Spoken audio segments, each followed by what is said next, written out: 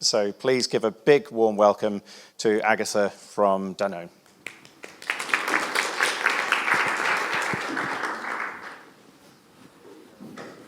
Thank you for the introduction. So yes, I am part of both Danone and Nestlé, also in the field of parents.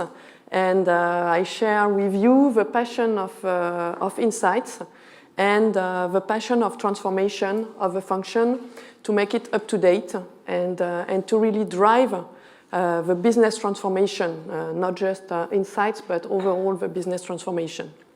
So what I would like to share with you today is a project and the application of lean innovation on a project, so super concrete here, to really crack an opportunity, a business opportunity with this test and learn, agile mindset, and in real life testing that you mentioned earlier. So before going into the details of what we've done exactly with this project, just would like to remind and to take the bigger picture on what is our mission, or what is the way I see our mission as Insight people. And really the strategy and insight mission, as we call it in Danone, is to accelerate this people-centric growth through data-enabled human insights. So you mentioned earlier human, it's critical to see all consumers or patients or healthcare professionals as people because they are people. And I see as well, and particularly in a global team, two pillars. And there is one which is really feeding the strategy. And how do we feed the strategy of the business and of the company when it comes to portfolio innovation, communication, category, brand development? And this is one. And the second pillar is how can we really excel in the function? And what are the capabilities we need to bring? What are the big fundamental programs to really empower the function and to have the right tools and methods that are just a mean at the end to serve the left side here. And what we've done with this project is really to mix both of them.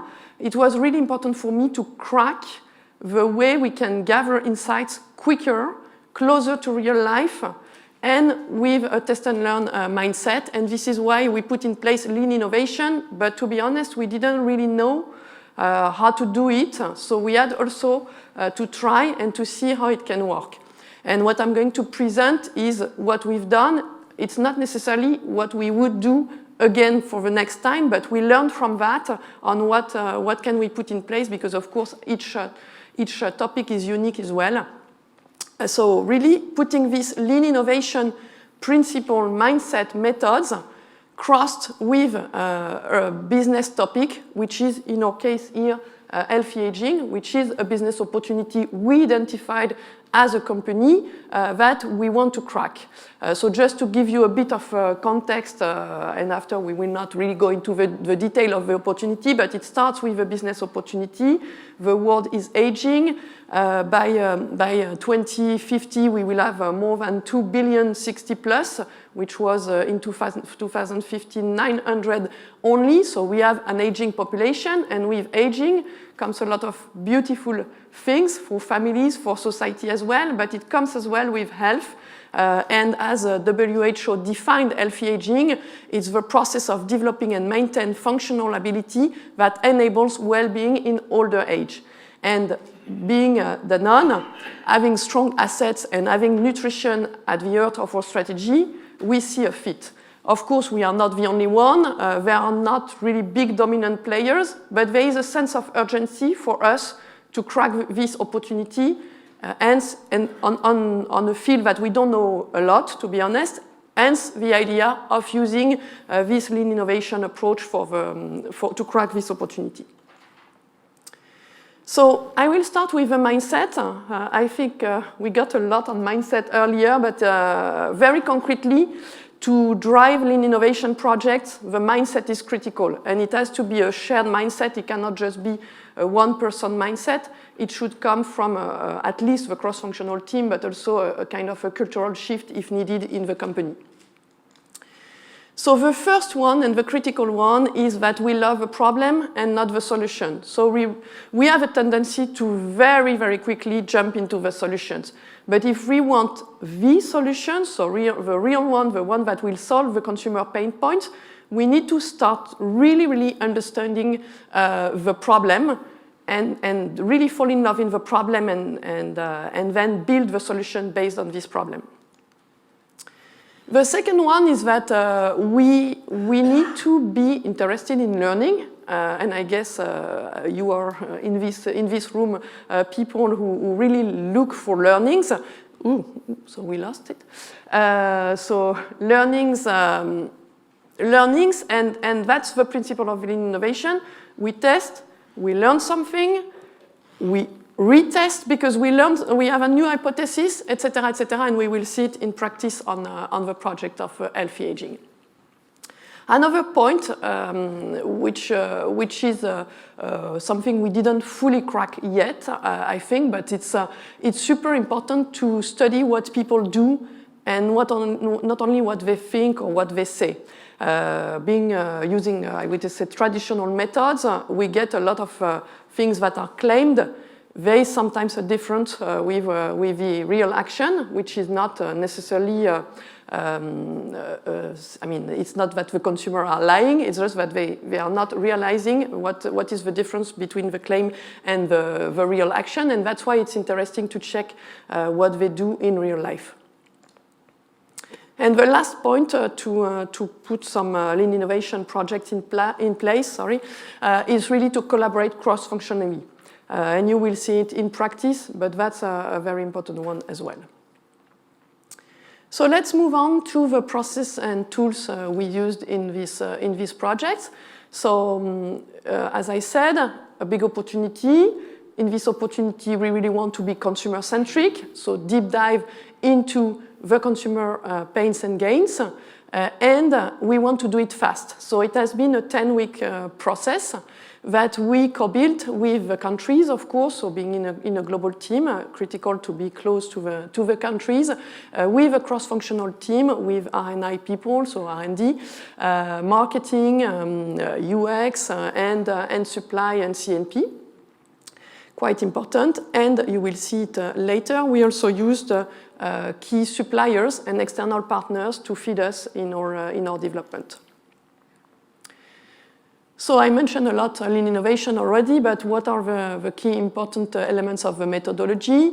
I told you, fall in love with a problem, and then take an assumption, an hypothesis, and take this kind of rapid experimentation approach, which is, at the end, accept to fail, which is not an easy one as well. Accept to fail, but then you fail fast, so you fail cheap, and you can reorganize and reorder.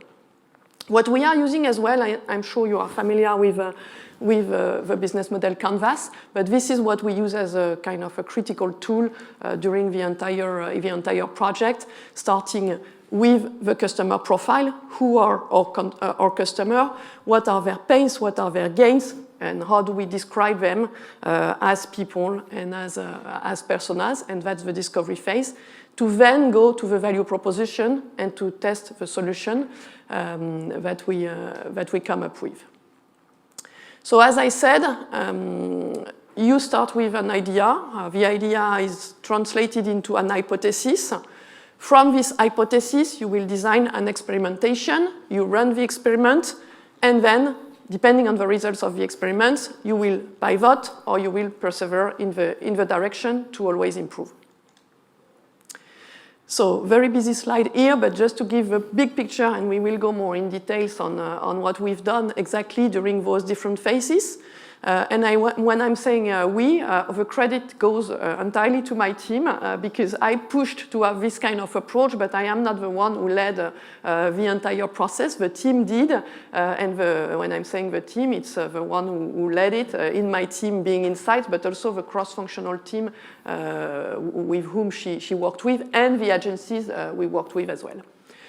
So it starts with the consumer discovery phase, as I said, for 4 weeks there, when we will really understand the pains and gains of the consumer. We will see who are the different tribes or the different personas, depending on your language, I would say, and their current solutions. So this is what we will do in the first phase, and we will do some Facebook experiments that I will detail in a second.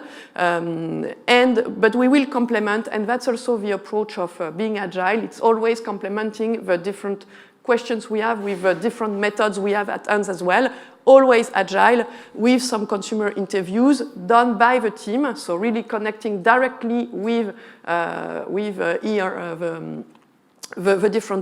different tribes and confirming with a Toluna quick survey when we can get results in 3 hours to confirm some hypotheses we may have learned from the process. So that's the first phase. The second phase is what we call an inspiration week. So 3 days of full deep diving into what we learned from the consumers, getting some inspiration from the suppliers through a marketplace, and then ideate and come to solutions. To then go to the last phase, which is another 5 weeks of solution testing based on what we ideated. How we test, again, fast and learning all the time the solutions. Here again with Facebook, which is going to be the focus of today, but complemented as well because we could not do it in all the countries at the same time, and also trying to test the different approaches with other ways to test with conjointly for the other countries. So that's the big picture, and let's now have a look to what we've done more concretely during the first phase, which is the consumer discovery phase.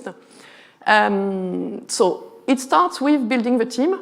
So you get all the team members together, you create this cross-functional team, and you start with what you know and the learning you have.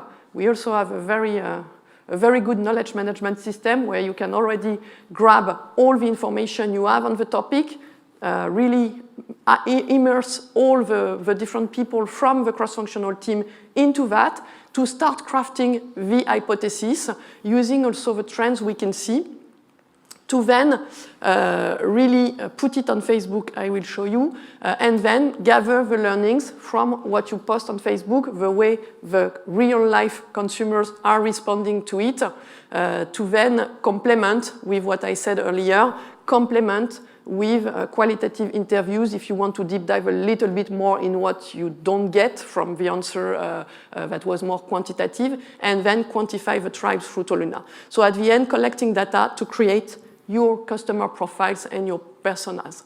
So this is the way it works. You can see the little blue elements there that are the different experiments we run. So 4 experiments, and each time, you create ads.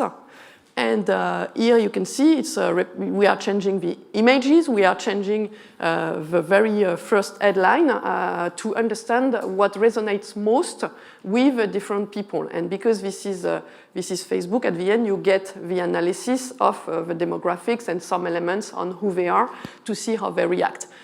So the principle is really to test fast, but also to test a lot. So you put a lot of different elements, and in that case, more than 100 ads have been tested with different reactions and different click-through rate depending on what we post. So here is the phase of the customer profile. Then, as I said, we from all those elements, we go to this inspiration week. And here, what the objective is really to come up with a value proposition based on the knowledge. So again, critical to understand the knowledge. So the first day was really sharing the learnings from the consumer, so the first phase, but also from everything we have from a science perspective in terms of assets and understanding the competitive landscape, of course, which is always critical. Then we had a supplier inspiration with a marketplace, which allowed us to really come up with lots of ideas quite developed in order to be able to go to the next phase. Next phase, Facebook testing again, and you will see that we can test different things. So again, you prepare all the time your experiment based on the hypothesis. You learn, you refine, and then you continue to do it. With here, you will see some. You start with a campaign that can drive you to a landing page where you can see how people react and etc.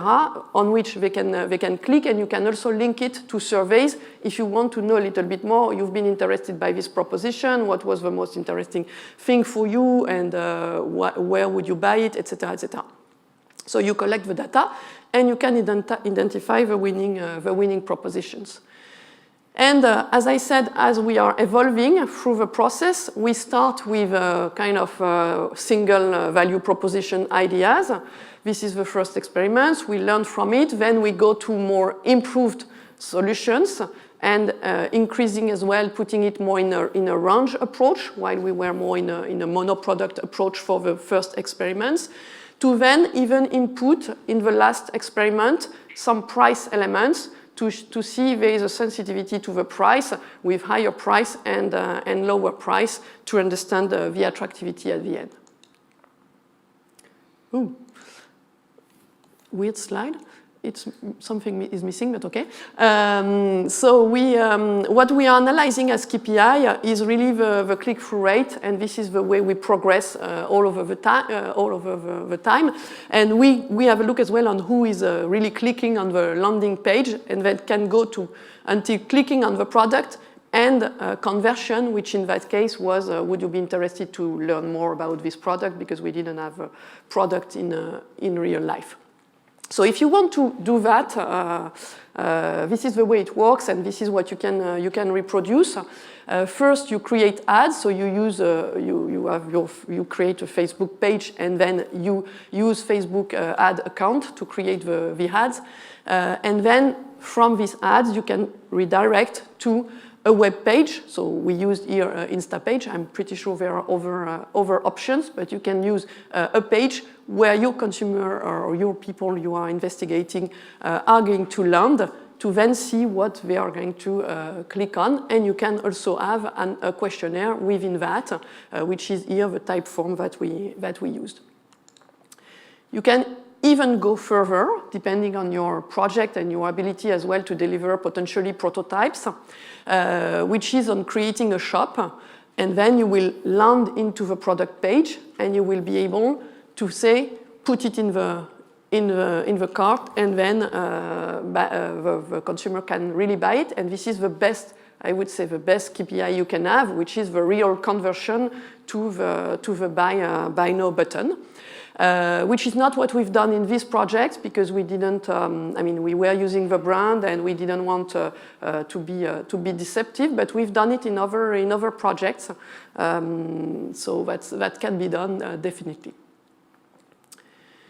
So again, if you would like to do that, the way we've done it is partly with agencies and a lot on our own, I would say, which is also a choice. And it's quite time intensive. I will go back to that. But what we've done is we were designing the test and learn approach, the different methods to use, and the tools.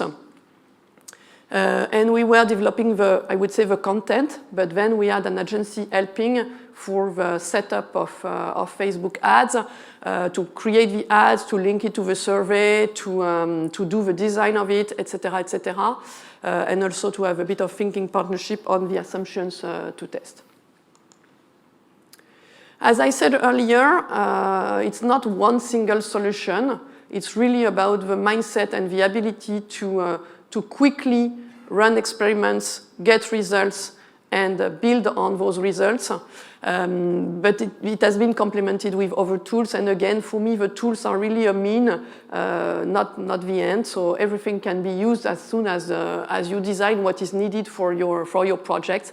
And in that case, I mentioned it earlier, but we used Toluna to validate more quantitatively on a real sample some hypotheses we had on the tribes. Typically, we wanted to understand more, so we had some face-to-face in Visio, given the COVID time. but directly from the cross-functional team with some consumers.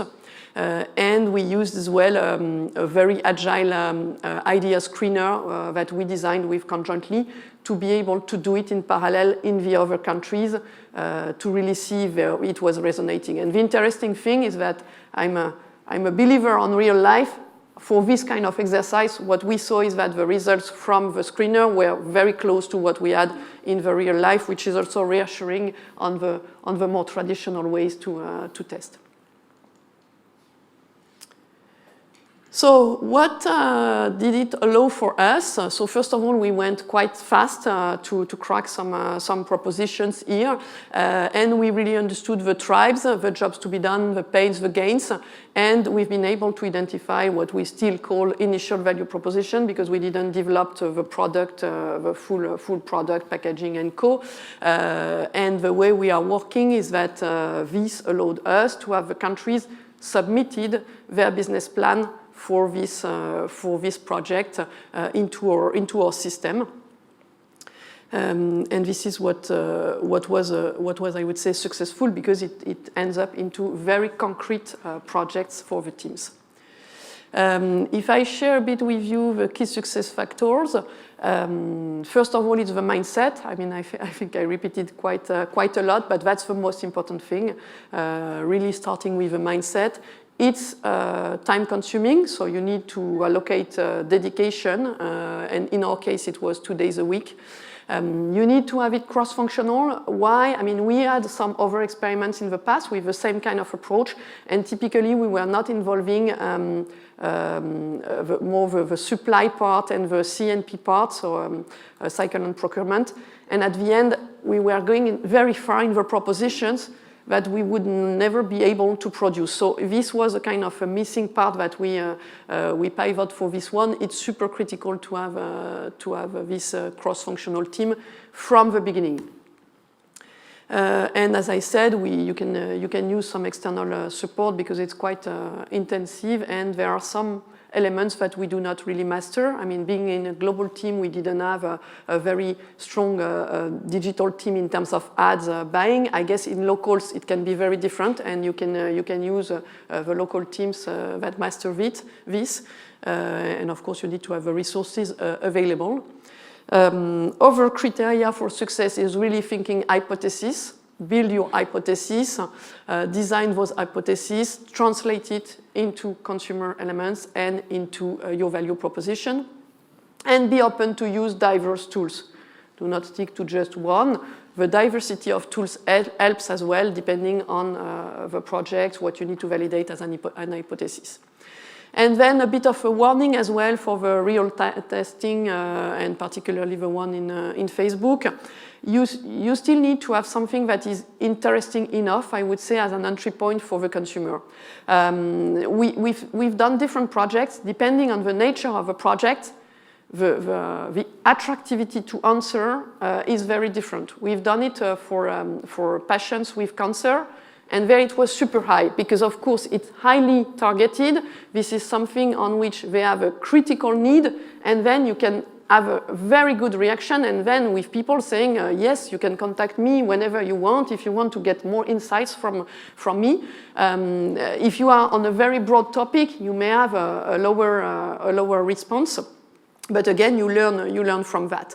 And then, of course, there is a risk when you put something in real life, so you need to mitigate the risk on is it something that you put, and particularly when you go to product proposition and when you start using the brand, you need to be careful. So with what you do with your brands, depending on the category as well, because it's real life, and you can be deceptive if you go until you can buy my product and at the end you don't have it. So be very careful with that and with the branding, or decide not to do it unbranded, which of course, I mean, doesn't give the same result as well, but can be a choice when it makes sense.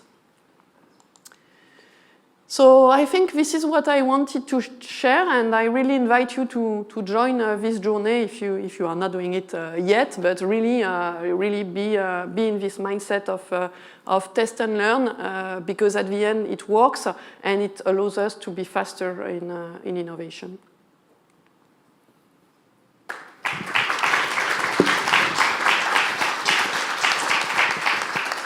That was wonderful. Thank you very much. You're welcome. Now, our first question. Hi, Agatha. Thank you. That was very interesting, very provocative for brand and innovation partners to think about how we raise our game. But I wanted to ask a little bit more because I thought it was very interesting and you didn't talk much about it. I loved how you're using your competitors within the inspiration. And I think this is a really important thing, especially when we're looking at big problems to solve like sustainability, that businesses need to work together. So I'd love to understand, how did you facilitate that? How did that work? Because you're working with your competitors, obviously, you know, your suppliers like flavor companies, that's fine, but the Arlas and the Friesland Campinas, could you talk a little bit more about that, please? A very good question, and I think this is a dimension we sometimes miss a bit or forget. In that case, the way we worked about it was really to bring the competitive landscape, what are the products out there, testing it as well from a UX experience. It was mainly as an input for the knowledge. So in the phase one, from the knowledge, what do we know existing out there, what is used by the consumer currently. Then for the ideation sessions, there was a dedicated section on competition to really understand what they are doing, more used as a kind of a big analysis. Who are big competitors? What are the different propositions? And then also testing the products. I don't know if it answers. It can be strengthened, maybe.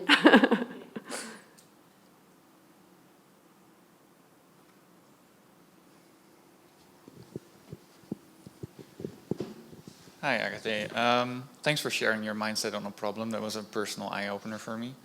Very straightforward question I have for you. About problems, did you feel like the method you used put you in a position to find out about the problems you didn't know existed? Did I know it was existing? That's the question? No, whether you were put in a position with the method you used to find out about problems you didn't know existed. I'm not sure I fully get the question. I will try to answer. So I mean, on this topic, we didn't know anything. So we were a bit blind. So we used the assumptions. And it's based on the assumptions and hypotheses that we get to really understand the problems. Again, I'm not sure I fully answer your questions, but not knowing anything, and I really think that we often have a lot of hypotheses that may be wrong because of experience where X and Z, and we don't see the outlook of all the consumers around. And what we discovered is that it was very different from the tribes. For example, tribes who really doesn't want to see that they are aging. They will not react and they will not have the same problem as the one that really want to live fully their life and wants to do something, be in the solution, in the active part of their way. Thank you.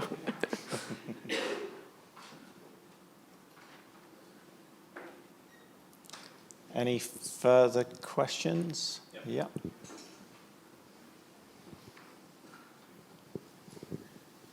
Hi, I'm Dmitry. Thank you so much for this presentation. I really liked it. There was one very interesting slide saying you tested hundreds of ads, all these click-through rate numbers, etc. I'm pretty sure it's all your secret about what you learned from there, but are there any, let's say, general rules of thumb you could share based on that? What is driving the conversion? What have you learned from there? It's the strongest entry point and the strongest insights you get. And again, sometimes you just make a minor change and it changes quite a lot. So again, that's really on seeing how it reacts. So then you understand that this one didn't work, this one worked. So new hypothesis, on the why it worked and didn't work, and you try something else that will help us. At the end, your objective is to increase all the time the click-through rate versus what you put online. Agatha, thank you so much for sharing. You're welcome. Thank you.